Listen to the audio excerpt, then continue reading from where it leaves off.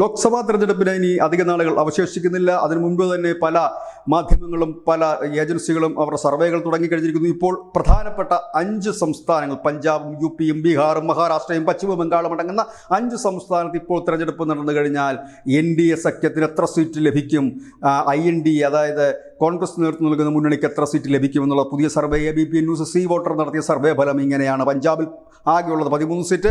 അതിൽ BJPക്ക് 2 സീറ്റ് വരെ ലഭിക്കാം, കോൺഗ്രസിന് 5 മുതൽ 7 സീറ്റ് വരെ ലഭിക്കാം, ആം ആദ്മിക്ക് 4 തൊട്ട് 6 വരെ ലഭിക്കാം.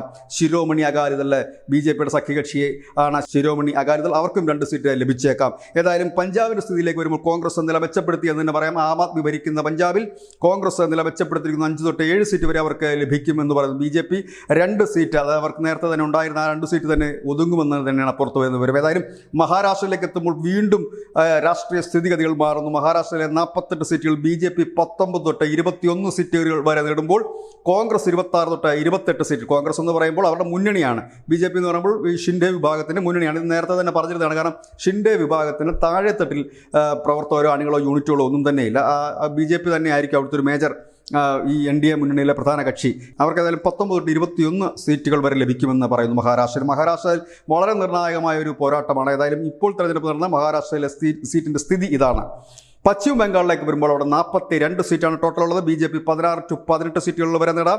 തൃണമൂൽ കോൺഗ്രസ് 23 to 25, കോൺഗ്രസ് 2 സീറ്റ് നേടിയേക്കാം. CPM വട്ടപൂജ്യമായി ഇത്തവണയും അവിടെ അവശേഷിക്കും. ഏതായാലും BJP അവർ കഴിഞ്ഞ തവണത്തെ സീറ്റ് നിലനിർത്തും എന്ന് തന്നെയാണ് പുതിയ സർവേ ഫലം പുറത്തു വരുന്നത്. ബീഹാറിലേക്ക് എത്തുമ്പോൾ 40 സീറ്റാണ് ബീഹാറിൽ ഉള്ളത്.